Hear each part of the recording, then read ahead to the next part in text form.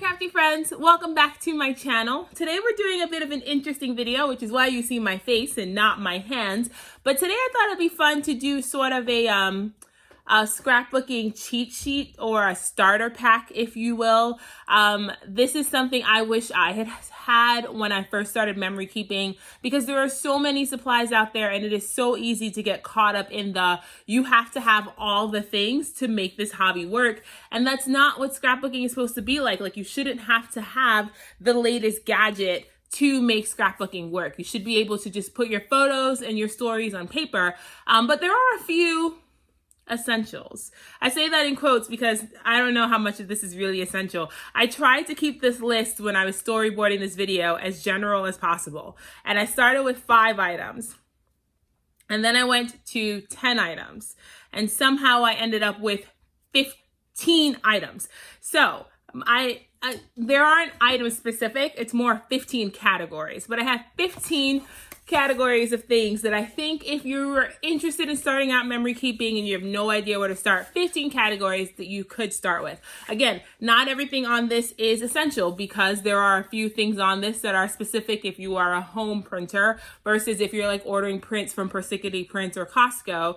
And depending on which medium you're working with or which size you're working with, your essentials, again, in quotes, might change. But I think this is a really fun place to start with. And if I was starting out, again, from the beginning, like 5 years ago, like I started out now, this is what I would want on my list. So I'm going to try to keep this speedy. I'm not sure how successful I'll be because I will talk a lot. I'm going to try not to talk so much. The one thing I will say before I start showing you things, I have included links to just about everything in the description box to both Amazon and scrapbook.com. The thing is, those links are affiliate links. So if you choose to buy anything from those links, you are supporting me and supporting my channel and helping me to keep making content like this one. So if you do choose to purchase something, thank you. And even if you don't, I hope you took some notes and got some tips and tricks to help you tell your stories in a way that feels more authentic to you. So I'm gonna stop talking now and start showing you the stuff, because that's what you came here for, right? You came here for the stuff. Okay, so let's get started. So the first thing I have on my list of things you kind of sort of need, and I'm going to be hopefully switching from looking at me to looking top down to the things that are on my desk. So I have 2 cameras running to get this video to work. I have no idea if this is gonna work. I am trying something new. But the first thing I think you need are rulers. No matter what medium you're working with, you need a good set of rulers. And so my favorite rulers are a T-square, which is just what it says. It's a T-square, so it helps you get those really good right angles. And then a generic 12-inch ruler. Now, the reason I like a T-square is because I can't put things down straight to save my life. And a T-square, I'll show you with my clipboard right now, if you line it up with one straight edge, then it automatically makes the straight edge going across the paper a straight edge. So if you're stuck putting down titles and you struggle with putting down titles in a straight line, a T-square is definitely gonna be what helps you get your titles down straight. Also, if you're like me and you like ripped edges, I like to use the T-square to rip paper against. A really, really handy tool. Mine has been through it. I mean, if you see, it is all jacked and it's ripped up, but I've linked this specific one in the description box because this is the one I've had for the longest. And Minerva is calling me. She's been trying to get into my lap since I've started filming. I don't know how long I'm gonna make it before she makes an appearance, but if you hear her screaming, she just wants my attention and she can't have it right now. I don't understand. She just can't have it.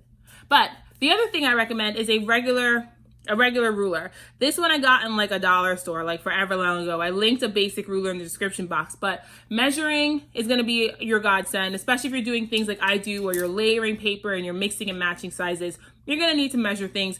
A ruler, you can't go wrong.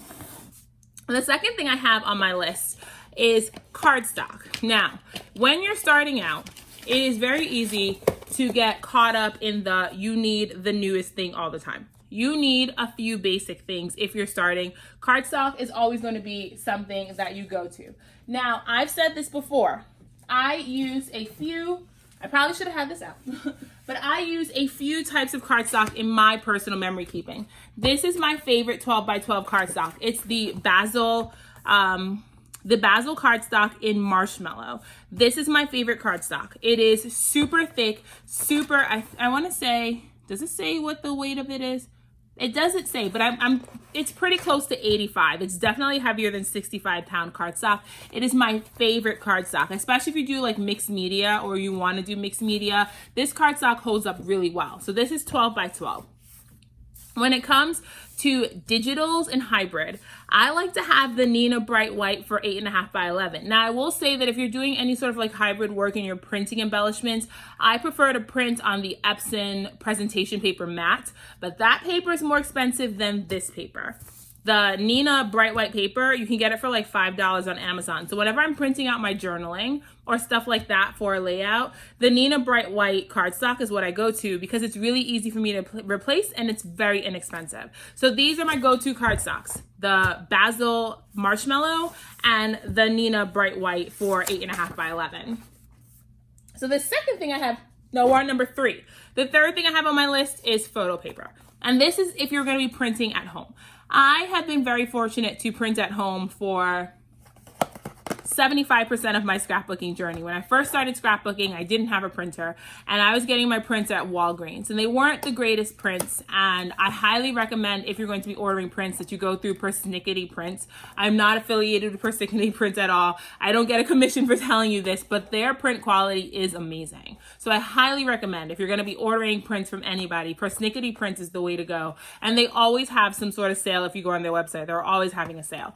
But if you're printing at home, which is what I do now, I do all of my printing at home, the Epson Ultra Premium Photopaper Glossy is the paper to go.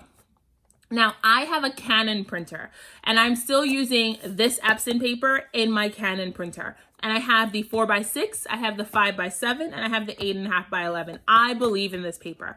You have to make sure that if you get it, though, you get the one with 5 stars, because I made a mistake once and I got the one with 4 stars. And I was not happy about the print quality, but this paper holds up super well. It prints beautifully. And again, I print with a Canon printer and Epson paper and I've never had any issues. It prints beautifully and my prints hold up really, I mean, my albums are 4 years old at this point, but my albums hold up really well. The print quality is great. And now that I've learned how to like edit photos and use Photoshop, my print quality is even better. So I highly recommend if you're going with printing at home, you give this paper a try. Now, photo paper is definitely a personal thing and everybody has their favorite photo paper. This one's mine. The thing about this one is Amazon no longer has the 8.5 by 11 version of this. So I had to go through like a huge like song and dance hunt to find it. I ended up finding it at Best Buy. And then when I checked their website just now, I couldn't find it again. So I'm hoping that Epson isn't like discontinuing this line, because if they do, I will cry forever and ever. And I might not ever make a single page again if I can't get the photo paper I want. This is the one I recommend. So just gonna throw that on the floor and keep going. The fourth item I have on my list are snippy bits. Snippy bits, scissors. Scissors are the fourth item I have on my list. And it's kind of funny that I'm talking about scissors because I haven't replaced my scissors in like 3 years. This one was actually sent to me by a friend because she realized that my scissors needed an upgrade. And so she was kind enough to send me a new pair.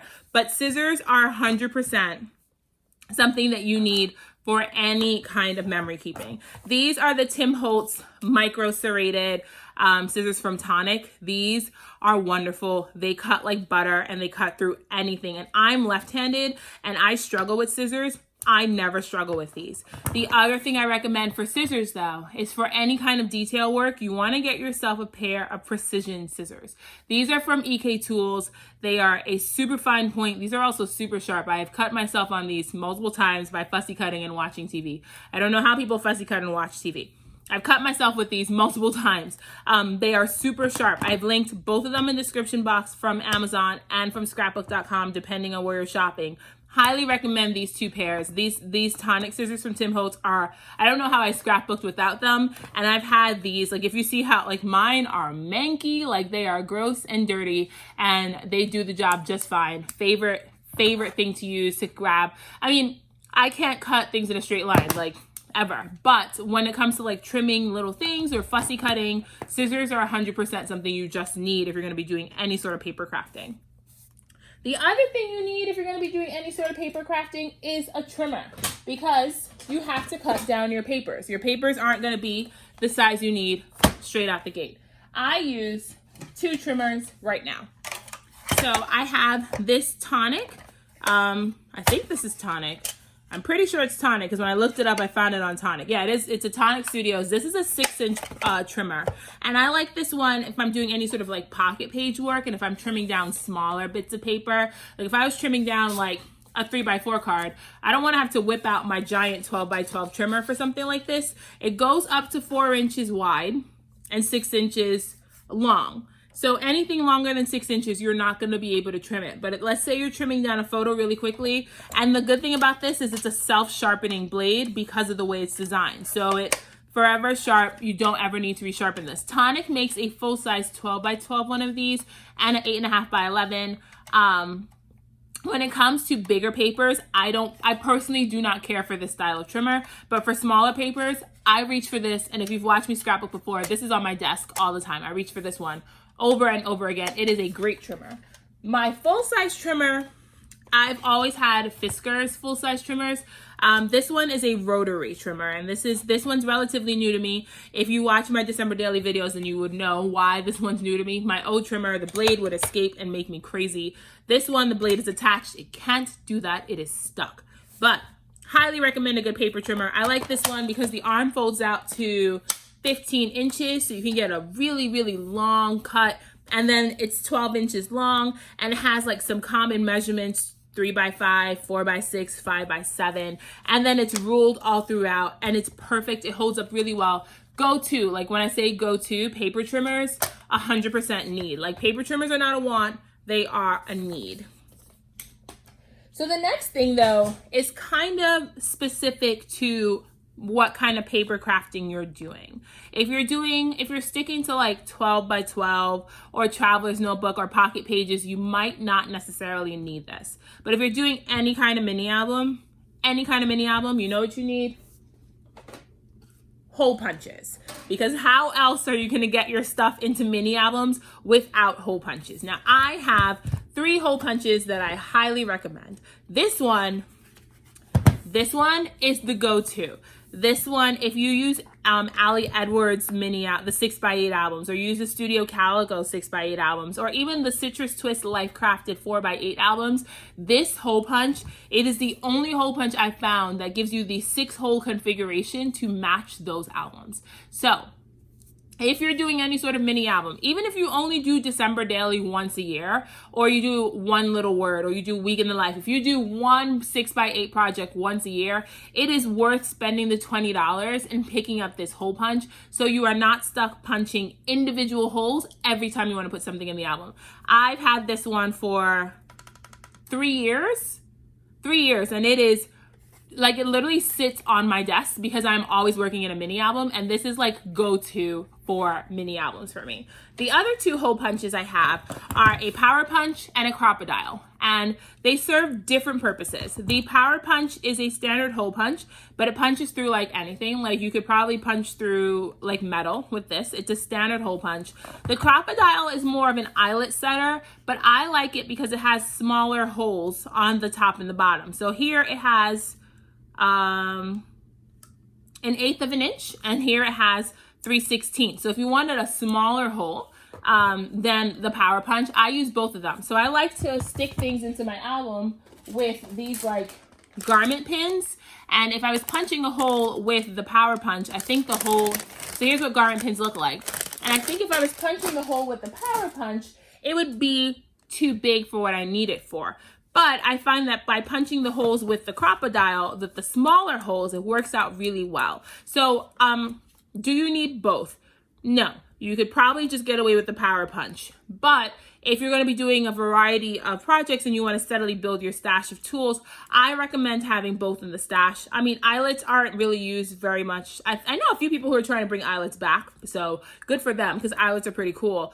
If I had to say if you wanted one or the other, I would go for the power punch, but I definitely recommend you get the 6-hole punch if you're going to be doing any sort of mini albums ever. That 6-hole punch is a lifesaver. Okay. So number 7 on my list is adhesives. And I knew I left one out on my desk. I'm going to go get my tape runner. Where is my tape runner? Okay, so number 7's adhesives. And I use mainly 2 adhesives. I use a wet adhesive and a dry adhesive. My favorite dry adhesive is the Tombow permanent adhesive. It's the tape runner. This is the tape runner I've used since I started scrapbooking. I don't plan on ever changing. It is easy to replace. I can get it at Michael's. I can get it on Amazon. And I like things that I can get my hands on instantly because I hate when I'm doing a project and I'm out of tape. And then I have to like wait to get it shipped. So I like this one because I can get it anywhere. My favorite dry adhesive. I've also used the score tape. I personally don't like score tape just because I feel like it's harder for me to like rip. I'll get a roll of score tape so you can see. So this is gross, it's dirty, but this is score tape. So it's double-sided adhesive and you would put it down and then you would have to rip this top backing off. And I struggle with score tape, so it's not my go-to adhesive. I've seen people do stuff with score tape where they're like ripping it off really, really fast. That's not me. My favorite wet adhesive is the Scotch Quick Dry or the Scotch Tacky Glue. They are constantly changing the name of it, so I don't ever remember what it's called. And I like to keep mine in a Fineline bottle just because it's really easy for gluing down tiny die cuts and for getting in really small spaces. I was playing with my die cutting machine and I made this flower. I'll bring it up a little so you can see it, but I made this flower right before I turned on the camera using the glue in my Fineline bottle, and it got in all these tiny nooks and crannies and it's perfect. These 2 have been with me since I've started scrapbooking. They're gonna be a forever companion. I'm gonna have these literally forever. So number 8 is foam. And foam, similar concept, but if you're like me, you like dimension. And I like things as high as I can take it on a page. If you've watched me scrapbook before, you know I have height and height and height on my pages. I use a few types of foam. I use foam adhesives, and then I also use craft foam, which I probably should have.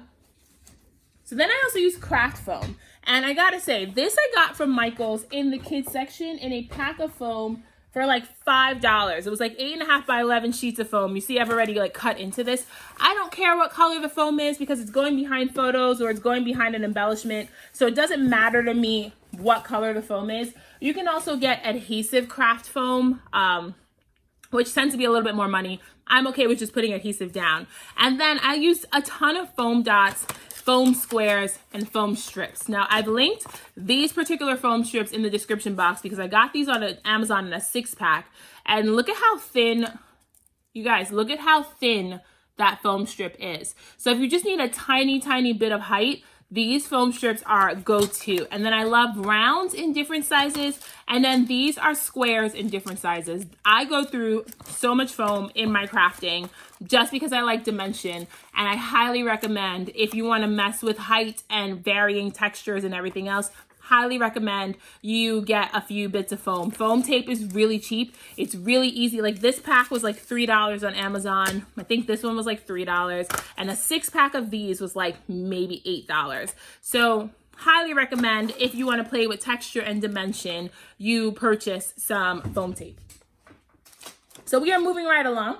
Number 9 on my list is a craft mat. Now you're gonna need something to protect your work surface. And I wish that is something I knew. Because if you see what my desk looks like under the white foam board that I keep on top of it right now, so you don't see how hideous my desk is, my desk is gross. It is covered in adhesive and paint and everything else because I'm a messy crafter and I wish I had known in the beginning to get something to cover your work surface. Now, I have 2 things. I use this, this is a self-healing cutting mat, and like this is beloved by paper crafters and card makers everywhere because it has lines and stuff on it. I don't actually measure anything on mine. I use it for stamping because I find that stamping on something that has a little bit of give works out really well for me. Also, it is dirty because I actually make on it. But what I really recommend is a craft sheet. This is the Ranger craft sheet. You can cover this in ink. It comes right off. I've heat set things on this. I haven't melted it yet. It works out really well. Now there are other craft mats that people recommend. There's like the Tonic glass media mat. I actually don't have that because what I have is okay. And that media mat I think is like $30. And what I have is working, so I'm not going to invest $30 in something to protect my desk if what I have is already working. I recommend just getting a craft sheet, especially if you're crafting on the go like I used to be. Like I used to have like 5 minutes to just put stuff down and make something. A craft sheet's really easy because you roll it up, you unroll it, and when you're done, you roll it up and you don't have a glass mat on your desk. If you have a devoted craft space, then by all means give it a try. But if you're crafting on your dining table and you just have a few minutes to lay something out, I highly recommend getting a craft sheet, especially if you want to try any sort of mixed media techniques, because it's a really easy cleanup. Speaking of mixed media, number 10, and I'm sure you all saw this coming if you know anything about the way I make things, are distress oxides. Now, this is probably the first thing that I've mentioned that is, I don't want to use the word frivolous, but it's definitely not a need. And definitely not a need if you are a beginner scrapbooker. Please do not go out and buy 70 colors of distress oxides because Tashiana told you you need it to scrapbook. You don't. But if you want to get into mixed media at all, this is your best bang for your buck. If you are new to getting mixed media on your pages, you can do ink smooshing with these. You can watercolor with these. You can stamp with these. You can do ink blending with these. You can do so much with these distress oxides that they are like literally the first and only mixed media supplier you buy. I recommend you build a stash of distress oxides. When I first started buying them, I think I had like 4 colors forever. I typically scrap with pinks, yellows, teals. That's it. Like, honestly, that's it. Those are the 3 colors I go to. And I think I had a green one. I picked raspberry, fossilized amber, peacock feathers, twisted citron, and spice marmalade. Those are the 5 colors I had. I literally just had those 5 colors forever. And then I slowly started expanding. Now, right now I have 50. I think I have 50 distress oxides, which isn't even the full like stash, but they're like, I didn't buy all the greens. I didn't buy all the browns. Like there are a few colors that I just didn't need. I think like the last time there were like 60 of them and I have like 50. So there are definitely a few colors that I passed on, but these are my favorites. I pull them out almost every layout, and honestly, the amount of things you could do with these, amazing. So if you do want to give mixed media a try on your pages, highly recommend you start out with these. Also, like I said, they're good for stamping. You can watercolor with them. They're a great tool to have in your stash. I didn't want to pull one out because mine, you see, are sorted by color family. And if I pulled one out, then I would have ruined the way they were sorted. So it's just easier for me to pull out a whole shelf. I keep my distress oxides sorted in the Bazzill unit from IKEA. So it's 4 shelves just like this. And I have my reds on one shelf, oranges and yellows, blues and greens, and then like purples and black. Like it's sorted by color from in Roy G. Biv order. So number 11 is not really a family of items. It's actually just an item. And it's my tiny attacher. This is another thing that I've had since I started scrapbooking. This thing has been with me. I have bought so many staple refills for this. This thing's amazing. Honestly, like I staple things that don't even need to be stapled just because I like the texture that the tiny attacher gives. If you've never seen how small the staples are for a tiny attacher, I'll show you. So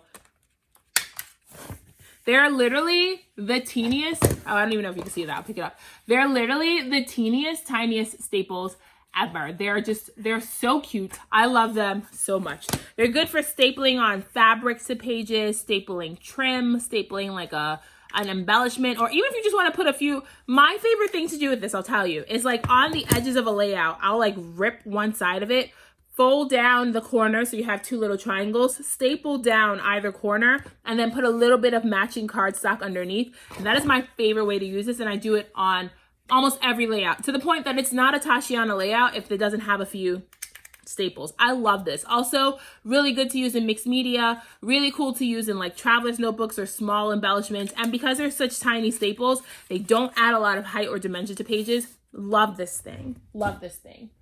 Okay.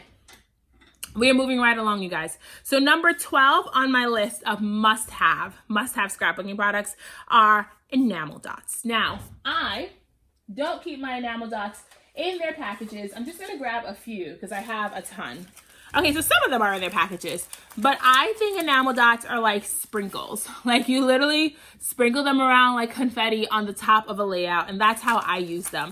And the reason I have so many is because I just like being able to pull out this pack and find a color that matches. And you see some of them are actually running quite low. Like I've used up a fair amount of them. Like this one I've used up a fair amount. This one's new, so that's why it's still in the packaging. If you see my packs, I tend to run out of like pinks faster. Like perfect example, I have almost all these colors and I run out of pinks and blues faster than any other color because those are my favorite colors to scrapbook with. But enamel dots are definitely something I recommend you invest in a few of, because sometimes you just need that tiny little touch to finish a layout, and enamel dots are perfect for doing that. Honestly, you just throw in a few. I like to add them in groups of 3, so you add 3 here, 3 there, 3 there, and I think it really just puts that final finishing touch on a layout. I really like having enamel dots in my stash. I keep them, again, all in this pile. And then when I'm scrapbooking, I literally just grab the pile and flip through it until I find the colors that I'm looking for. And those sit right behind me, like really close at hand. Like where I pulled them from is where they sit all the time because I love them. So 13 and 14 are 2 tiny tools that I don't know how I ever lived without them.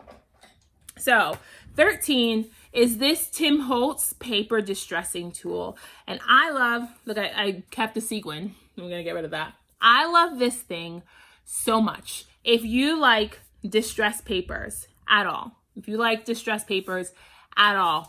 is gonna be a godsend for you. So I'm demoing everything on my little note sheet, but the distress tool, okay, well, that was a very bad demonstration because it normally doesn't rip paper like that. But anyways, you run it against the edge of your paper and look at what it does. It like rips and mangles your paper and gives it that really cool distress feel. If you're like me and you're a messy scrapbooker, having ripped edges and torn edges is definitely your aesthetic. This is 100% my aesthetic, and this just does the job really, really fast. You could do the same thing with a pair of scissors, but that just feels really dangerous to me. And I have this tiny little nifty tool, and I honestly don't know how I got by without it before I got it. Same thing for this. This is a powder tool, and this particular one I found on Amazon, so I linked it in the description box, but I found a similar one on scrapbook.com that I also linked in the box for you. But this, so a lot of people use this for like stampers will use this for embossing, and it's to remove any like stickiness before you put the embossing powder down on the page. But what I like it for, and if you've watched me scrapbook before, you know this, I like it to take the stickiness off of cardstock stickers. So let's say you have a whole sheet of cardstock stickers and you're not using them. You don't know how to use them. Use them as die cuts, which is how I use my cardstock stickers. I have commitment issues. I hate sticking things down and having to commit to them. When I do this, I take the cardstock sticker, I go pow, pow, pow, pow, pow, take the stickiness off the back of that cardstock sticker, and now it's a die cut. And you use it the same way you use any other die cut. So now you can move things around the page and you don't have to commit to sticking things down the way you would have to if it was still a sticker. Highly, highly recommend this. And it's literally a few dollars. It lasts forever. I've never had to replace this. I've never lost it and never had to replace it. I love this tool so much. Highly recommend. And the last thing that I'm going to talk to you guys about are stamping accessories. So this kind of feels like cheating because I didn't talk to you about stamps. But stamps are a really personal thing. I can't recommend stamps to you. I could recommend my favorite alpha stamps, my favorite floral stamps, my favorite like banner stamps, my favorite stamp companies. And if that's something that you want to see at some point, then by all means let me know, and I will definitely talk about my favorite stamps. But what I can recommend are my favorite stamp accessories, because I find that I figured out what works for me. And actually what I'm recommending are what most people are using. So first thing is a Misty. And I've had mine for like, this is why I can't have nice things, by the way, because I've had mine for maybe 4 weeks and it's already covered in ink and gross and grimy, which is how I make things. So welcome to the club. But highly recommend a Misty. And I don't know how I lived without it. Now, I didn't, again, this was something that was given to me as a gift because my friends are the best and they realized that my life was completely ruined without a Misty. And so she gave me one and it has literally been life-changing. I have done so much more stamping now that I have a Misty than I've ever done in my entire life. Highly recommend a Misty. And then as far as inks go, I will just recommend a few of my favorite inks. So I probably should get them. So I'll start with these because I have these on the floor. I love these Altenew inks, you guys. These Altenew inks are so much fun. I love, first of all, if it's anything small, I'm instantly all about it. I love teeny tiny cute things. So I love that these quartets come in these packages that I can keep them like this, and they have a really small footprint in my craft room, and then they're like this in families. Now, if you do any sort of like layered stamping, then these are great because you have all 4 colors in a family and you can do sort of a build, like a built stamping. Like I know that Altenew sells a lot of stamps that are like built layered flowers, so these are perfect for that. The other inks I want to talk to you about are the Archival inks, and I thought I had them out, and I don't. I'm just gonna get one of my tins. So these are the mini Archival inks from Ranger, and these are the I'm dropping things. These are they're a mix of the Wendy Vecchi line and like the original Ranger line. I love Archival inks because you can watercolor on top of Archival inks and they won't run. If you're going to do any sort of watercolor or any sort of mixed media, you need a waterproof ink. My favorite waterproof inks are the Archival inks. Now I have all of mine in these tiny ones. The only one I have full size is Jet Black, which I'm not going to go get because it's the same thing. Here's my other tin of Archival inks. And again, I'm linking all these in the description box. So here are how I keep mine. I have my more warm colors in this one and my more cool colors in this one. I don't understand how these got separated because these pinks should be together, but not exactly sure how that happened. Not going to ask any questions. Highly recommend Archival inks. The other ink that a lot of people use to watercolor on top of that's also waterproof is StazOn. I hate the way StazOn smells, so I will go for my Archival inks faster than StazOn. The Scrapbook.com inks are also supposed to be really good. I don't have any yet, so I can't really recommend them. But these are my favorites. The other inks I have that I really enjoy are these. These are the Versamagic chalk inks. They are, I think they're called Dewdrops. I like chalk inks because they're just a really fun texture. If you stamp something in a chalk ink versus stamping something in an Archival ink, like they just look different. And I think it's because the chalk inks are dye inks. Or maybe they're just unique. Maybe chalk inks are just chalk inks. But chalk inks are really fun, especially if you do like any sort of Bible journaling. They tend to not bleed through the page the way an Archival ink will. I like to do like stamping of patterns in chalk ink in the background of something and then layer something in an Archival ink on top of it, which is how I use them. But again, highly recommend these. So those are the 15 tools, categories, types of things I would recommend to a beginner scrapbooker. Now again, a few of these are a little bit more specific than you might need for just starting out, but I highly recommend you build your stash with quality tools from the beginning and invest in a few products that are going to last the long run of your memory keeping journey. So I hope you liked this video. Please give me a thumbs up and comment and subscribe if you're so inclined. I'm going to be doing a top 15 mixed media supplies sometime next week, which when I started making this video, I ended up filling my list with mixed media supplies, and then I forgot that like mixed media scrapbooking isn't for everyone. So I tried to keep this list general. But if you want to see the more messy artsy side of this, don't forget to come back next week. And again, feel free to subscribe so you can see what I'm up to every time and you can join the Precisely Tashi fam. So that's all I have for you today, guys. Thank you so much for hanging out with me. Until next time, keep it crafty and have the best day. Bye!